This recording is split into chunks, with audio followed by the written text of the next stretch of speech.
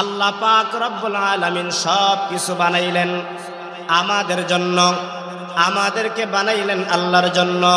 আল্লাহ তাআলা আমাদেরকে বানাইলেন, এক নম্বর হলো গোলামি চলবে কার? আরো জোরে বলেন, গোলামি চলবে কার? দুই নম্বরে আল্লাহ বলেন, আমি আল্লাহ তোমাদেরকে বানাইলাম পরীক্ষা করার জন্য। এই কথার দ্বারা প্রমাণ হয় আমরা বর্তমানে যারা আছি আমরা সবাই পরীক্ষার্থী। স্বয়ং আল্লাহ তাআলা হলেন পরীক্ষক। আল্লাহর কাছে পরীক্ষা দিতে হলে প্রস্তুতি নেওয়া দরকার আছে না নাই? আরো জোরে বলেন, আছে না নাই? এই জন্য বালেগ হওয়ার পর থেকে মৃত্যুর আগ পর্যন্ত তোমাকে প্রস্তুতি নিয়ে হালাল আর হারামের মধ্যে পার্থক্য করিয়া আল্লাহ পাকের বিধিবিধানগুলো যদি মাইনা যাইতে পারো, দুনিয়াটা মরণ, দুনিয়াটা মৃত্যু। দুনিয়া একদিন ছিল না, বর্তমানে আছে, একদিন থাকবে না। আসমান একদিন ছিল না, বর্তমানে আছে, একদিন থাকবে না। আল্লাহ ছিলেন, আল্লাহ আছেন, আল্লাহ থাকবেন। কুল্লু মান আলাইহা ফান, দুনিয়ার সব কিছু ধ্বংস হয়ে যাবে, একমাত্র ওয়ায়াবকা ওয়াজহু রাব্বিকা যুল জালালি ওয়াল ইকরাম, সম্মান আর মর্যাদার অধিকারী আল্লাহ একমাত্র থাকবেন। ঠিক কিনা? ও মুসলমান, দুনিয়ার পরীক্ষা এরকম ভাবে পরীক্ষা দিতে গিয়া জিমায় কিন্তু যিনি পরীক্ষা নেন তিনি কিন্তু জিমান না, চতুর চালাক থাকেন। কে কোন দিকে নকল করে না করে সেটা দেখেন। আমার আল্লাহ তাআলা এমন আল্লাহ যে আল্লাহর ঘুম নাই, তন্দ্রা নাই, কোনো কিছুই নাই। লা তাখুযুহু সিনাতুন ওয়ালা নাওম, যাকে তন্দ্রা পর্যন্ত স্পর্শ করতে পারে না। আমি আপনি হায়াতের জিন্দেগির 60 বছর পরীক্ষা দিলাম, 50 বছর পরীক্ষা দিলাম, 40 বছর পরীক্ষা দিলাম। পরীক্ষা যিনি নিয়ন্ত্রণ করতেছেন ওই আল্লাহ ঘুমান না, ওই আল্লাহ তাআলা সব কিছু দেখতেছেন। বাদে জিগলির মাহফিলের মধ্যে আইসা কারা আল্লাহকে ডাকে, আর বাদে জিগলি মাহফিলের দিন মাহফিল ফালাইয়া যাত্রা গানের মধ্যে কারা যায়, এগুলো একমাত্র দেখেন কে? আরো জোরে বলেন, এই দেখার শক্তি আল্লাহর আছে নি? আরো জোরে বলেন, আল্লাহ তাআলার কেমন শক্তি আছে? আল্লাহ তাআলা বলেন, ইন্নাহু ইয়ালামুস সিররা ওয়া আখফা। সির আর খফির দুইটা সংক্ষিপ্ত ব্যাখ্যা বলি। আল্লাহ কেমন দেখেন, কেমন জানেন, কেমন শুনেন। আল্লাহ তাআলা বলেন, আমি আল্লাহ তাআলা তোমার অন্তরের ভিতরে কোন জিনিসটা জাগ্রত হয়, কোন জিনিসটা তোমার মনের ভিতরে উদয় হয়। তোমার কথাটা তোমার স্ত্রীর কাছে বলো নাই, ও সন্তান তুমি তোমার মা আর বাবার কাছে বলো নাই, তোমার প্রিয় তোমার কাছে বলো নাই, কারো কাছে বলো নাই, কেবলমাত্র তোমার অন্তরের ভিতরে জাগ্রত হয়েছে। বাদে জিগলি থেকে আমি সিলেটে যাব, কাউকে বলেন নাই। উদিত হতে দেরি, জাগ্রত হতে দেরি, দুনিয়ার কেউ না জানলেও জানেন একমাত্র কে? আচ্ছা বলুন তো দেখি, এখন যদি কেউ বাদে জিগলির মাহফিলের মধ্যে না আইসা কেউ যদি বলে আমি যাত্রা গানে চলে যাব, মুখের মধ্যে মুখোশ লাগাইব, মাফলার লাগাইয়া চোখ মুখ বন্ধ করব, কেউ দেখবে না, দেখবেন একমাত্র কে? আরো জোরে বলেন, যদি আল্লাহ দেখে থাকেন তাহলে ধরা খাইছে আল্লাহর কাছে। আল্লাহর কাছে ধরা খাইলে বাঁচার মতন কোনো সুযোগ থাকবে? দুই নম্বরে হলো আল্লাহ তাআলা কেমন জানেন, কেমন দেখেন।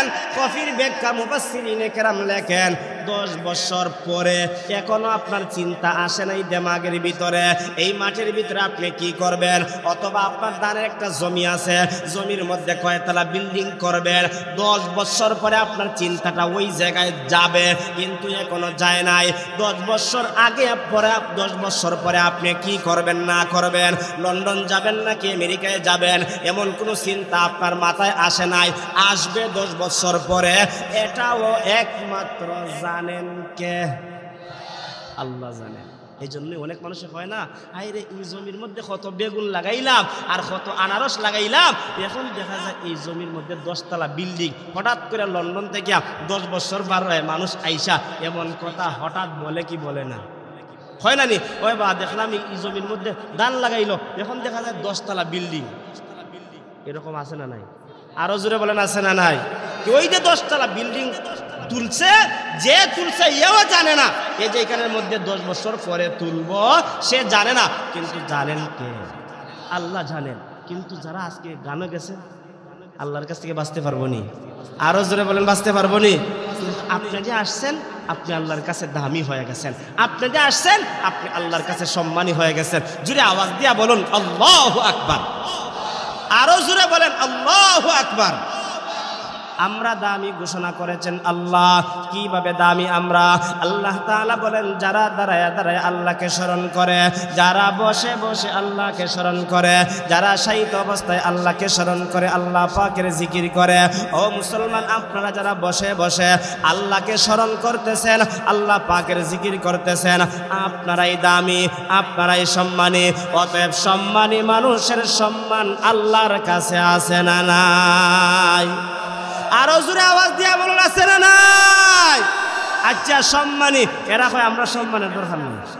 আল্লাহ পাক 1 নম্বরে আমাদেরকে পাঠাইছেন গোলামি করার জন্য আল্লাহর, 2 নম্বরে আল্লাহ পাঠাইছেন আমাদেরকে পরীক্ষা করার জন্য। আমরা পরীক্ষার্থী, পরীক্ষক হলেন স্বয়ং আল্লাহ। আল্লাহ পাক রব্বুল আলামিন বলেন আমি আল্লাহ ঘুমাই না, আমি আল্লাহ সর্বক্ষণিক তোমাদেরকে এরকম ভাবে পর্যবেক্ষণ করি, দেখতে থাকি কখন বান্দা তুমি আমাকে ডাক দিবা, আমি আল্লাহ তোমার ডাকে সাড়া দিব। সুবহানাল্লাহ। আরো জোরে কন্যা সুবহানাল্লাহ। কিভাবে আল্লাহ সজাগ থাকেন, কিভাবে আল্লাহ দেখেন। হযরতে মূসা আলাইহিস সালাতু ওয়াস সালামের জামানায় হযরতে মূসা আলাইহিস সালাতু ওয়াস সালাম একদিন আল্লাহকে বললেন আল্লাহ আপনাকে ঘুমান না। আল্লাহ তাআলা বলেন আমি তো মূসাকে এমনি জবাবটা দিলে হবে না, তাহলে কিভাবে জবাবটা দিতে হবে? আল্লাহ রাব্বুল আলামিন বললেন মূসা একটা কথা শোনো। আল্লাহ আদেশ করলে মূসা নবী অবশ্যই কথা শুনতে হবে। আল্লাহ পাক রব্বুল আলামিন জানায় দিলেন ও মূসা আগামীকাল সন্ধ্যা থেকে তোমার 2 হাতের মধ্যে 2টা পেয়ালা গ্লাস নিয়ে দাঁড়ায়া থাকবা। ঘোষণাকার। আরো জোরে বলেন ও মূসা 2টা হাতের মধ্যে 2টা পেয়ালা নিয়ে তুমি সন্ধ্যা থেকে দাঁড়ায় থাকবা যতক্ষণ না পর্যন্ত আমি আদেশ করব রাখার জন্য, এর আগ পর্যন্ত তুমি দাঁড়িয়ে থাকবা। ও মুসলমান, আমরা যতই সজাগ থাকি না কেন, শেষ রাত্রে আসলে পরে একটা ঘুম আসে না নাই? গত 2 দিন আগে সুনামগঞ্জ সদর মাহফিল কইরা রানীগঞ্জ দিয়ে বাইরে হয়েছি, ড্রাইভার ফজরের আগ মুহূর্তে কয় হুজুর আমি আর পারছি না। বলে কিতার লাগি? কয় আমি যেভাবে দেখছি আমার চোখে টান মারছে, আমি তো আর থাকতে পারতাম না। অর্থাৎ একটা মানুষ যতই সজাগ থাকে না কেন, শেষ প্রান্তে তার একটা তন্দ্রা ঘুম আসবে কি আসবে না? সারা দিন সারা রাত্র একটা মানুষ পাহারাদারি করে, দেখবেন ফজরের আগ মুহূর্তে তার একটা কি আসে? ঘুম চলে আসে। হযরতে মূসা আলাইহিস সালাতু ওয়াস সালাম, তিনার তো নবীগণের শক্তি ওনার শরীরের মধ্যে আছে, আলাদা একটা শক্তি আছে। তার উপরে ও শক্তি নিয়ে দাঁড়াইতে দাঁড়াইতে রাত্রি গভীর হয়ে গেছে, তন্দ্রা চলে আসছে, আর একটু সময় গেছে, আর একটু ঘুমের একটা ভাব চলে আসছে। ঘুমের ভাব যখন চলে আসছে, 2 হাতের মধ্যে 2টা পেয়ালা হঠাৎ করে হাত থেকে পড়ে জমিনের মধ্যে ভেঙে গেছে।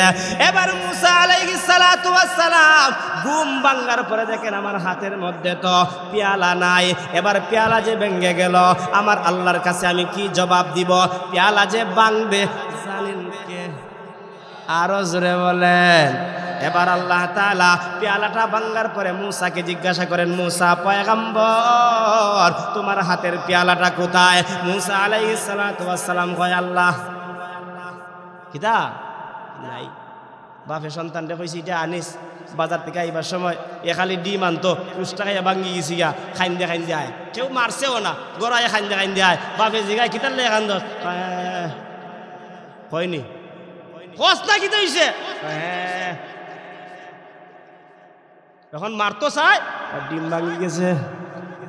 এরকম হয়নি না হয় না ছোটবেলায় আপনাদের হয়েছে কিনা জানি না ওই আগে কেরাসিন আসিল না ল্যাম্প জ্বালাইতে গেলে কেরাসিন তার নি আগের জন্য আপনি ছোটবেলায় আম্মু পাঠাইছে তেল আনার জন্য 100 গ্রাম তেল লইছি রাস্তার মধ্যে উষ্টা খাইয়া বোতলও ভাঙিয়ে গেছি কি তেলও পড়ে গেছে এখন আমি টেকা থাকলেন নাকি আনতাম আবার টেকাও নাই আনতামও পারছি না রাস্তার থেকে খান্দা আরম্ভ করছি বাড়িতে গেছি আম্মা জিগান খই তেল বলে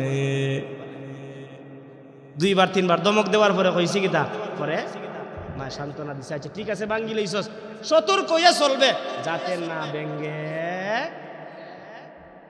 মুসা আলাইহিস সালামে কয় নাই আল্লাহ তাআলা বলেন ও মুসা এই পেয়ালা তোমার হাতে কারণ একটা কারণে তোমার হাতে দিয়েছিলাম কারণটা হলো এবার শোনো তুমি যে আমাকে প্রশ্ন করেছিলা আল্লাহ আপনি কখন ঘুমান আল্লাহ আপনি কখন ঘুমান আপনাকে ঘুমান না আল্লাহ তাআলা বলেন আমি জবাবটা কিভাবে দিব আমি আল্লাহ তাআলা যদি ঘুমিয়ে যাই গভীর রাত্রিতে যদি বাদে জিগলির মানুষ আমি আল্লাহকে ডাক দেয় তাহলে আমি আল্লাহ তাআলা তার ডাকে সাড়া দেওয়া আমি আল্লাহর জন্য জরুরি আমি আল্লাহ যদি ডাক দিতে আমি আল্লাহ যদি তার ডাকে সাড়া না দেয় ওই বান্দা কাকে ডাকবে কোথায় যাবে কার দুয়ারে চাইবে এজন্য আমি আল্লাহ সকালেও ঘুমাই না সন্ধ্যায় ঘুমাই না সকালেও আমি আল্লাহকে ডাকলে পাওয়া যায় সন্ধ্যায় আমি আল্লাহকে ডাকলে পাওয়া যায় গভীর রজনীতে তাহাজ্জুদের সময় মা ঘুমিয়ে থাকে বাবা ঘুমিয়ে থাকে এরকম ভাবে পাখিরা ঘুমিয়ে থাকে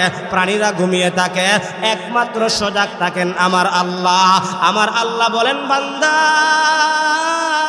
গভীর রাত্রিতে সেজদায় পড়ে যখন আমি আল্লাহকে একবার আল্লাহ বলে ডাক দিবা আমি আল্লাহ তাআলা তোমার উপরে খুশি হইয়া ফেরেশতাদের সঙ্গে গর্ব করিয়া তোমার জন্য জান্নাতের 8টা দরওয়াজা খুলে দেই সুবহানাল্লাহ সুবহানাল্লাহর আওয়াজে বোঝা গেছে জান্নাতে যাওয়ার দরকার নাই জোরে কইন সুবহানাল্লাহ আরো জোরে কইন সুবহানাল্লাহ ও ভাই আল্লাহ পাক আমাদেরকে মহব্বত করেন আমাদেরকে ভালোবাসেন আর ভালোবাসার কারণেই আল্লাহ আসমান টিকায় রাখছেন জমিন টিকায় রাখছেন কিন্তু ফাঁক দিয়া কিছু মানুষ আছে যেই মানুষগুলো আল্লাহকে ডাকে না যেই মানুষগুলো আল্লাহর বিধানকে মানে না যেই মানুষগুলো আল্লাহর অকৃতজ্ঞ হয় এমন কিছু অকৃতজ্ঞ বান্দা আছে না অকৃতজ্ঞ বলতে একটা উদাহরণ দেই মনে করেন একজন মানুষের দোকান আলীগঞ্জ বাজারে একটা দোকান আছে বিশাল বড় একটা দোকান যেই দোকানের মধ্যে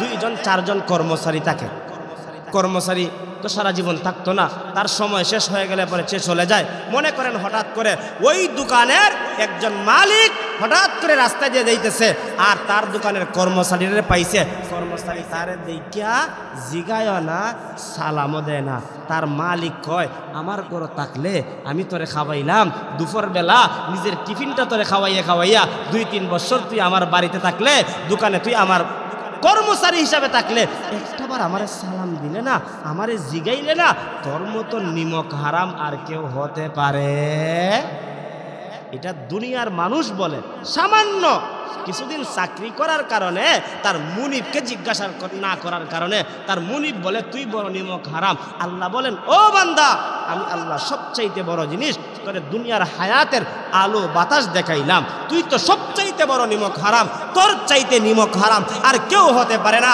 এতগুলো তোকে দেওয়ার পরে তুই তো আমি আল্লাহকে একবার আল্লাহ বলে ডাক দিতে আসলে আমি আল্লাহকে তো চিনতে আসলে আমি আল্লাহর তো গোলামি করতে আসলে আমি আল্লাহর গোলামি করে দেখ আমি আল্লাহ তোর দুনিয়াতেও সম্মান বাড়াইয়া দিব আখিরাতেও সম্মান বাড়াইয়া দিব কিন্তু এমনও নিমক হারাম আছে যেই নিমক হারাম হায়াতের জিন্দিগিতে 40টা বৎসর পাইছে একদিনও আল্লাহর কুদরতি পায় সেজদা দেয় না এমন মানুষ মনে করেন সুনামগঞ্জ জেলার ভিতরে পাওয়া যাইবনি আরো জোরে কই এমন মানুষ পাওয়া যাবে এমন মানুষদেরকে আল্লাহ বলেন কাইফা তাকফুরুনা বিল্লাহ ওয়া কুনতুম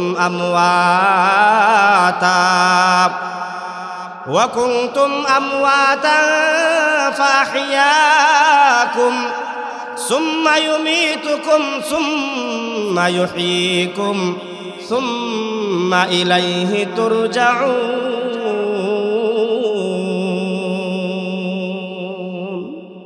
আল্লাহ পাক রব্বুল আলামিন বলেন, ও বান্দা বান্দিরা, কেমন করে আমি আল্লাহর নাফরমানি করো, কেমন করে আমি আল্লাহর অকৃতজ্ঞ হও, অর্থাৎ কেমন করে আমি আল্লাহ তাআলার নিয়ামত পাওয়ার পরে না শুকরগুজার বান্দা হও। বান্দা, হাজারো নিয়ামত তোরে দিলাম, যেই নিয়ামত লেখে তুই শেষ করতে পারবে না। হাজারো নিয়ামত দিলাম, যেই নিয়ামত তুই গণনা করে শেষ করতে পারবে না। হাজারো নিয়ামত দিলাম, এই নিয়ামতের মধ্য থেকে একটা নিয়ামতের শুকরিয়া আদায় করে শেষ করতে পারবে না। বান্দা, কেমন করে আমি আল্লাহর নাফরমানি করো। তুই তো ছিলে নিষ্প্রাণ। আজকে যাকে আমরা আব্দুর রহমান বলে ডাকি, তার তো প্রাণ ছিল না, তার তো অস্তিত্ব ছিল না, তার তো নাম নিশানা ছিল না। ওই নাম নিশানাওয়ালা আব্দুর রহমান বানাইলেন কে? আরো জোরে বলেন। আল্লাহ রাব্বুল আলামিন বলেন, হাল্লাতা আলাল ইনসানি হিনুম মিনাদ দাহরি লাম ইয়াকুন শাইআম মাযকুরা। মানুষের মধ্যে এমন একটা সময় অতিবাহিত হয়ে গেছে, উল্লেখযোগ্য বলতে, নাম নিশানা বলতে তার কোনো কিছুই ছিল না। অর্থাৎ যাকে আব্দুর রহমান বলে আমরা ডাকি, আব্দুর রহমানের নামটাও ছিল না, তার বডিটাও ছিল না, হাতটাও ছিল না, পাটাও ছিল না, অঙ্গ প্রত্যঙ্গ কোনো কিছুই ছিল না। আল্লাহ বলেন, বান্দা, অস্তিত্বহীন থেকে অস্তিত্ব দান করলাম, শুক্রবিন্দু থেকে জমাট রক্ততে রূপান্তরিত করাইলাম। জমাট রক্তের পরে আমি আল্লাহ তাআলা গোশতের আকারে ধারণ করাইলাম। গোশতের আকারে ধারণ করানোর পর আমি আল্লাহ তাআলা তোর মায়ের পেটের ভিতরে আমি আল্লাহ তাআলা হাতের জায়গায় হাত দিলাম, পায়ের জায়গায় পা দিলাম, চোখের জায়গায় চোখ দিলাম। যেখানে যেটা ফিটিং করা দরকার সেখানে ফিটিং করলাম। ও বান্দা, আমি যদি চাইতাম তোর মায়ের পেটের ভিতরে তোকে ধ্বংস করে দিতে পারতাম। আমি যদি চাইতাম তোর মায়ের পেটের ভিতরে একটা চক্ষু বন্ধ করে দিতে পারতাম। আমি আল্লাহ তাআলা যদি চাইতাম দুইটা পা থেকে একটা পাকে আমি আল্লাহ তাআলা লুলা বানায় দিতে পারতাম। যে কোনো একটা অঙ্গ যদি আমি তোকে এরকম ভাবে খুদ করে দিতাম, পৃথিবীর কোনো ডাক্তার ইঞ্জিনিয়ার ছিল না তোর একটা হাত, তোর একটা চক্ষু, তোর একটা পা তোকে এরকম ভাবে ভালো সুস্থ করে দিতে। কিন্তু আমি আল্লাহ যেহেতু দিয়েছি, আমি আল্লাহর কৃতজ্ঞ হ, আমি আল্লাহ তাআলার শুকরগুজার বান্দা হ। শুকরগুজার বান্দা হইলে আমি আল্লাহ তোর উপরে খুশি আর সন্তুষ্ট হইয়া তোর জন্য জান্নাতের 8টা দরওয়াজা খুলে দিব। সুবহানাল্লাহ। আরো জোরে কন্যা সুবহানাল্লাহ। এই জন্য রে ভাই, আল্লাহ পাক রব্বুল আলামিন ওই সমস্ত না খানদান নাফরমানদেরকে আল্লাহ সম্বোধন করে বলেন, ওরে বেনামাজি বেরোজাদার, ও বেআমলদার, শুনিয়া রাখ, তুই তো ছিলে নিষ্প্রাণ, আমি আল্লাহ তোকে প্রাণ দান করলাম। প্রাণ দেওয়ার পরে আমি আল্লাহ তাআলা তোর মায়ের মাধ্যমে দুনিয়ার আলো বাতাস, দুনিয়ার এরকম ভাবে দিন রাত্র, দুনিয়ার গাছ বৃক্ষলতা পাতা, দুনিয়ার সাপ বিচ্ছু বাঘ ভাল্লুক সহ সব কিছু বান্দা দেখলে আমি আল্লাহর কালা কালো অক্ষরগুলো দেখলে না, আমি আল্লাহ তাআলার ঘর মসজিদে গেলে না, আমি আল্লাহ তাআলার জিকিরের মজলিসে গেলে না, আমি আল্লাহ তাআলার কোরআনের মজলিসের মধ্যে গেলে না, মসজিদ মাদ্রাসার দিকে ধাবিত হইলে না। ও বান্দা, তোর জীবনটা কিন্তু সারা জীবনের জন্য তুই পাবে না। এই জীবনটা একদিন শেষ হয়ে যাবে। আমি আপনাদের কাছ থেকে ছোট্ট একটা প্রশ্ন করতে চাই। যাকে আমরা দাদা বলে ডাকি, ওই দাদারও কিন্তু একটা বাবা ছিল। ওই বাবাটা একদিন দুনিয়ার জমিনে ছিল, ওই ঘরের মধ্যে বসবাস করত।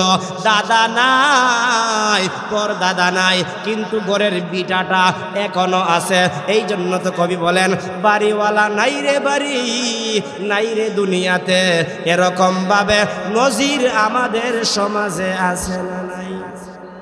ও মুসলমান, এই মাহফিলের মধ্যে আজকে যদি আপনি ওয়াদা করতে পারেন আজকে থেকে আর কোনোদিন অকৃতজ্ঞ হব না, আল্লাহর নাফরমানি করব না, যেই আল্লাহ আমাকে হায়াত দিছে, যেই আল্লাহ আমাকে কথা বলার শক্তি দিছে, যেই আল্লাহ আমাকে হাত নাড়াবার শক্তি দিছে, ওই হাতটা আল্লাহর জন্য ব্যবহার করব, ওই পাটা আল্লাহর জন্য ব্যবহার করব, ওই চক্ষুটা আল্লাহর জন্য ব্যবহার করব।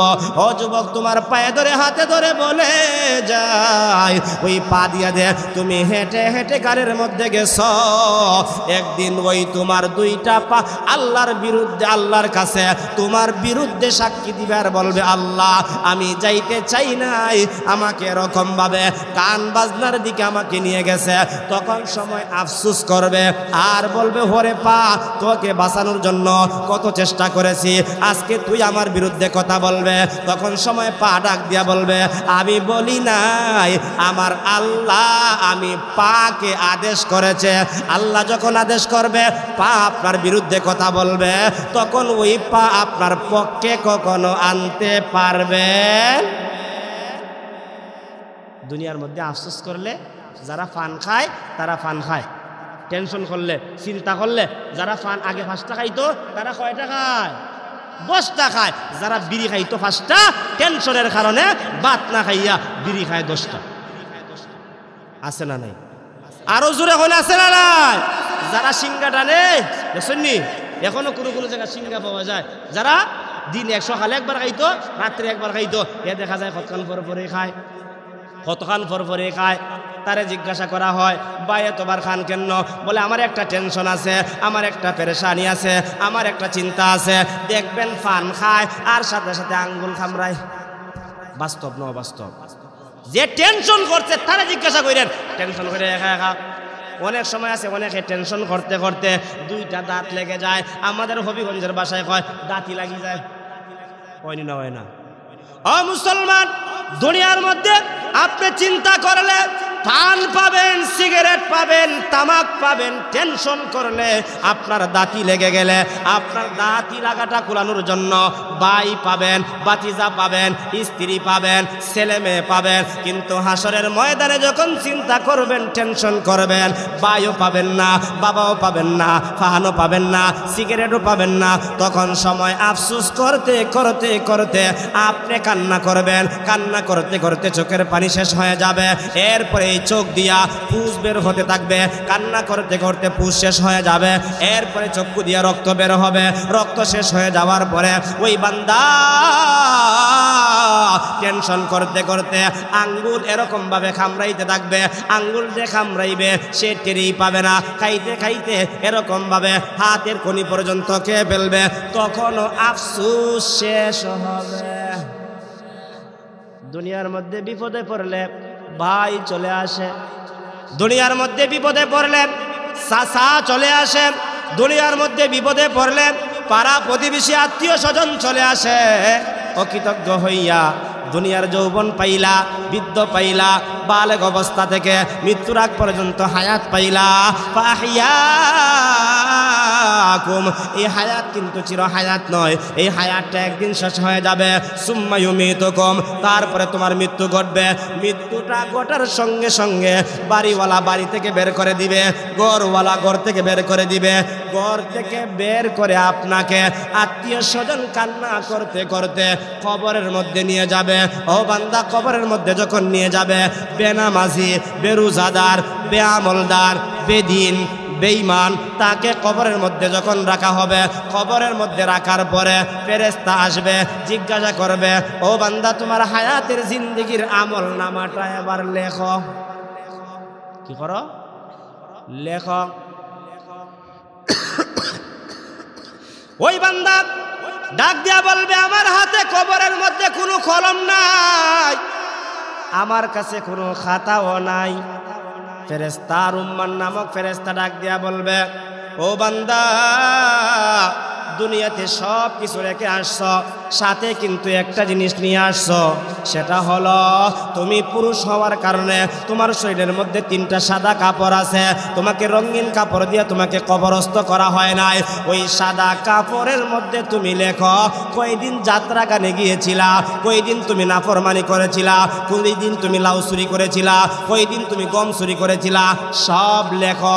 লিখতে চাইবে না, ফেরেশতার দমক শুই না এবার সব কিছু লিপিবদ্ধ করবে। বলে খালি কি হবে? বলে মুখের লালাটা এরকম ভাবে মুহূর্তের ভিতরে খালি বানায়া দিয়া সব কিছু লেখার পরে রুম্মান নামক ফেরেশতা তার গলার মধ্যে এরকম ভাবে ঝুলাইয়া দিবে। এই ঝুলন্ত কাগজটা হাসরের ময়দান পর্যন্ত থাকবে। সেটা কেউ ছিঁড়বেও না, পারবেও না, ছিনাইয়াও কেউ নিতে পারবে না। ঠিক কিনা? দুনিয়ার মধ্যে আমরা বাস্তব উদাহরণ দিলে বুঝবেন কত মানুষের কত লিফলেট। আমরা দেখেছি সামান্য ব্যবধানের কারণে কত লিফলেট ডাস্টবিনে চলে গেছে, আছে না নাই? ও ভাই জোরে কইন, আছে না নাই? কিন্তু ওই কাগজটা ছিঁড়ার মতন সুযোগ কারও থাকবে না, শক্তি কারও থাকবে না। কিন্তু ওই কবরের মধ্যে যখন নাফরমানের লিস্টটা দেখবে, তখন সময় ফেরেশতা তাকে এরকম ভাবে কি করবে, আঘাত করবে, প্রহার করবে। আঘাতের পর আঘাত করার পরে পাশের কবরের লোকটা শুনতে পারবে। পাশের লোকের কবরের মানুষ কি করতে পারবো? শুনতে পারবো। নিজের শাস্তিটা নিজের চক্ষু দিয়া দেখতে থাকবে, দেখতে থাকবে। পাশের কবরের শাস্তিটা নিজে শুনতে পারবে। এক নাম্বার হলো দেখবে, দুই নম্বর হলো শুনবে। এবার দেখার পরে, শোনার পরে ডাক দিয়া বলবে, রাব্বানা, ও আমাদের রব। দুনিয়াতে একদিন রবরে রব বলে ডাকে নাই, এবার কবরের মধ্যে গিয়া সিফার মধ্যে ফইরা এখন আল্লাহরে রব হইয়া ডাকে। এমন সিফাত ফইরা নামাজিও আছে না নাই? সিফার কথাটা 1 মিনিটে কইলাই দেখবেন কিছু নেতা, সব নেতা না, কিছু নেতা এমন সিফাত পড়ছে, সবাই মসজিদে গেছে, বেটার জুতাও খুলতে পারে না, মৌজাও খুলতে পারে না, বেল্টও খুলতে পারে না, কেমনে পবিত্র হইতো সিফাত ফইরা স্যার ওই মসজিদে ঢুকে। এরকম দেখছেন না? আমি দেখছি। সিফাত ফইরা কিতা করবো বেটায়, সবার সাথে তাল মিলে এত কি দইব, ঢুকতই। কিন্তু সিফাত পড়লে আর বাঁচার কোনো সুযোগ। কবর যখন নিজের চোখ দিয়া দেখব আর কান দিয়া শ্রবণ করব, ডাক দিব, রব্বানা, হে আমাদের রব, আবসরনা, আল্লাহ আমি আমার চোখ দিয়ে দেখতাছি এই যে শাস্তি, ওয়াসামি'না, আল্লাহ আমি আমার কান দ্বারা শ্রবণ করতেছি আমার পাশের কবরের মধ্যে যে শাস্তি হচ্ছে। ও ভাই, আপনাদের এলাকায় গুরুস্থান আছে না নাই? আর একটু জোরে কইন, আছে না নাই? গুরুস্থানের মধ্যে হঠাৎ হঠাৎ কিছু কিছু মানুষ গুরু অথবা ছাগল ডিকরা দেয়নি না দেয় না? আপনারা ডিকরা কইননি? ডিকরা দেয়নি না দেয় না? দেখবেন হঠাৎ করে দুপুরবেলা হোক, 10টা হোক, 11টা হোক, হঠাৎ করে দৌড় মারে, ডিগরা সিরিয়া কুটা উকরাইয়া দৌড় দেয়। আপনারা দেখছেন নি কেউ? কেন দেয়? এ দেখে এই কবরের মধ্যে শাস্তি হইতেছে, আর শাস্তির দৃশ্যটা তার কানের মধ্যে পৌঁছার কারণে প্রাণীটা আর এই গুরুস্থানে থাকতে চায় না। আল্লাহর পয়গম্বর মুহাম্মদুর রাসূলুল্লাহ বলেন, এই প্রাণীটা যেভাবে শুনে, এইভাবে যদি কোনো মানুষ শুনতো, আপন মানুষকে কবরের মধ্যে রাখতো। কিন্তু কবরওয়ালা যে কবরের মধ্যে আছে, সে নিজের চক্ষু দ্বারা দেখবে, কান দ্বারা শ্রবণ করবে। শ্রবণ করার পর ডাক দিয়া বলবে, ফারজিনা, আল্লাহ তুমি আমারে আবার দুনিয়াতে বাদি জিগলিতে পাঠিয়ে দাও, আমি এবার ছাত্র হয়ে যাব, মাদ্রাসায় কোরআনুল কারীম তেলাওয়াত করব, জহর পড়ব, আসর পড়ব, মাগরিব পড়ব, এশা পড়ব।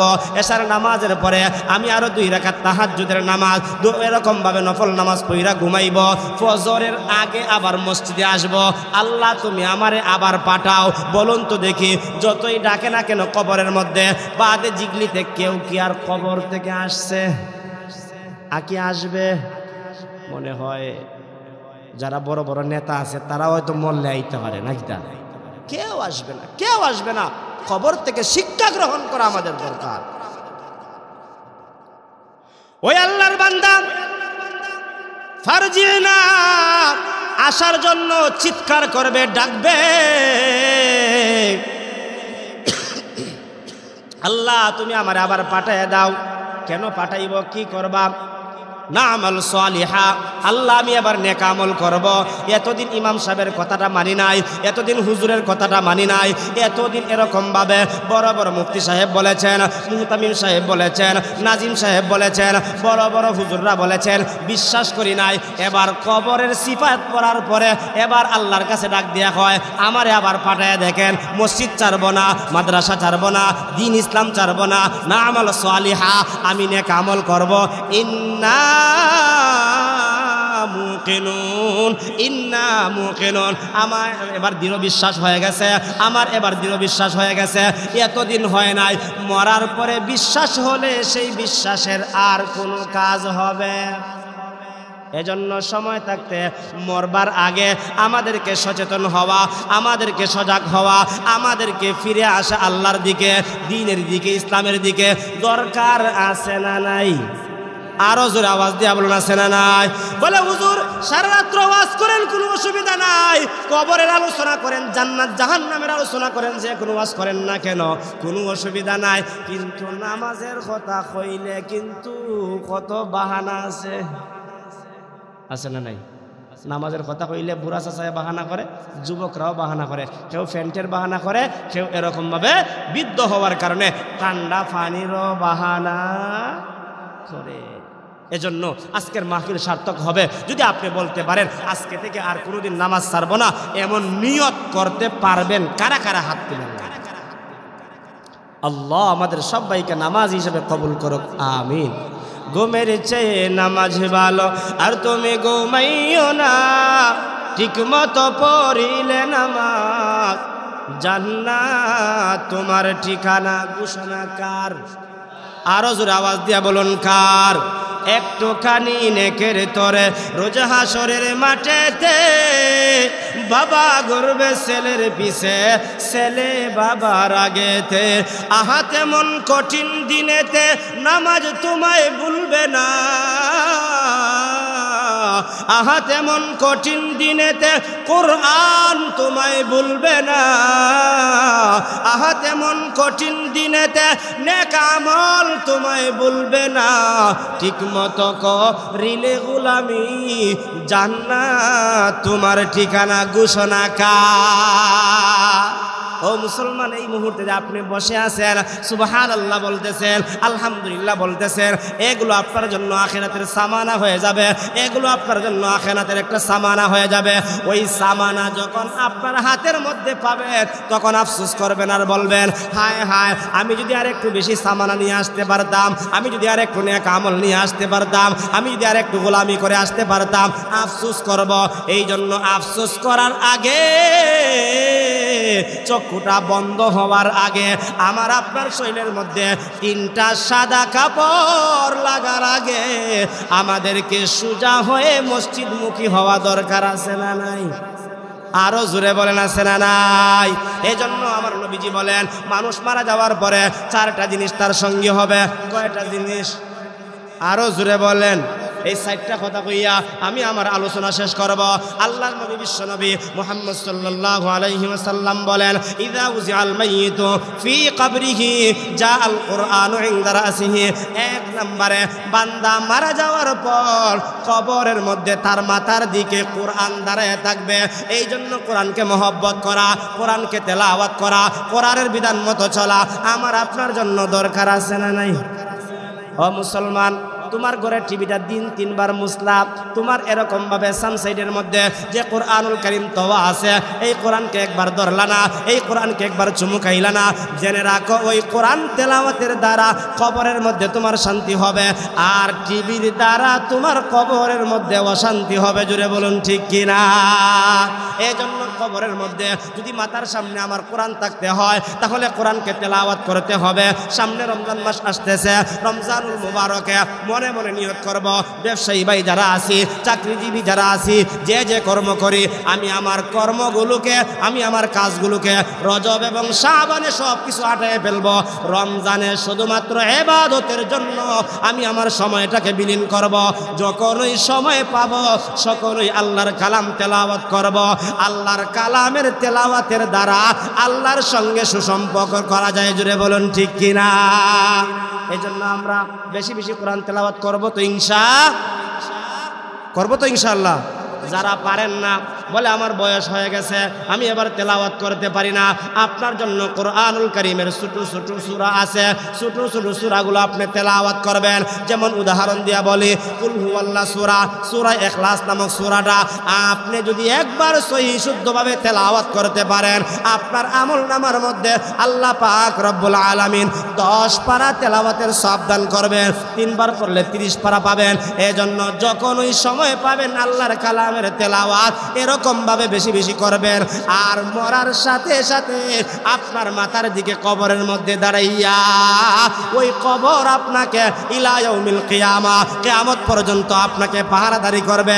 এমন পাহারাদার পৃথিবীতে আর কাউকে পাওয়া যাবে? জোরে বলেন, পাওয়া যাবে? বাবা আছে, ভাই আছে, কান্না করতে করতে কবর পর্যন্ত নিয়ে যাবে, কিন্তু কবরের ভিতরে কেউ 5 মিনিট থাকতে চায় না, 10 মিনিট থাকতে চায় না, 20 মিনিট থাকতে চায় না। বিধানও নাই আর মহব্বতের সহিত কেউ থাকতে চায় না। এমনও মানুষ আছে সন্তান বাবার লাশটা নিজ হাত দিয়া লামাইতে চায় না, হয় ইমাম সাহেবরে আনছি, ইমাম সাহেব আপনি লামেন, আমার ভয় লাগে।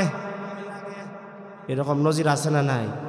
হ্যাঁ, এজন্য আপনার কবরে কেউ যাবে না। সংক্ষিপ্ত কথা। 2 নাম্বার হলো ওয়াসসালাতু আইয়ামিনিহি, ডান দিকে আপনার নামাজ থাকবে। ডান দিকে কি থাকবে? নামাজ থাকবে। 3 নাম্বার হলো ওয়াসিয়ামু আন শিমালিহি, বাম দিকে রোজা থাকবে। আল্লাহ পাক যেন আমাদের সবাইকে রমজানুল মুবারকের রোজা রাখার তৌফিক দান করেন। সবাই জবান খুলে বলুন আমিন। 4 নাম্বার হলো ওয়াসাইরিল হাসানাতি ইনদা রিজলাই, আপনার আমার পায়ের দিকে তাসবিহ তাহলিল বাকি নেক আমল টাকা পয়সা সহ যা কিছু আপনি দিয়ে যাবেন এই সবগুলো আপনার পায়ের দিকে থাকবে। মাথার দিকে কোরআন, ডান দিকে নামাজ, বাম দিকে রোজা, পায়ের দিকে তাসবিহ তাহলিল সহ সব কিছু আপনাকে পাহারাদারি করবে কবরের মধ্যে। এই কবরটা এরকম ভাবে সাজানো হোক, আমরা চাই কি চাই না? আরো জোরে বলুন, চাই কি চাই না? চাই। কারা কারা হাত তুলে আল্লাহর দেখা? 2টা হাত তুলে দেন। আল্লাহ আমাদের সবাইরে 4টা জিনিস নিয়ে কবরে যাওয়ার তৌফিক দান করুন। সবাই বলে আমিন। এই মাদ্রাসার মধ্যে কোরআন তেলাওয়াত হয় কি হয় না? আরো জোরে বলেন, হয় কি হয় না? এই মাদ্রাসার মধ্যে নামাজ শিক্ষা দেওয়া হয় কি হয় না? এই মাদ্রাসার মধ্যে রোজা শিক্ষা দেওয়া হয় কি হয় না? এই মাদ্রাসার মধ্যে কিভাবে আপনি তাসবিহ পড়বেন, তাহলিল পড়বেন, কিভাবে সুবহানাল্লাহ বলবেন, আলহামদুলিল্লাহ পড়বেন, প্র্যাকটিক্যালে শিক্ষা দেওয়া হয় কি হয় না? যেই মাদ্রাসায় আমার কবরের 4টা যাত্রী হবে এই মাদ্রাসায় শিক্ষা দেওয়া হয়। এই মাদ্রাসার সঙ্গে সুসম্পর্ক আমার আপনার রাখা দরকার আছে না?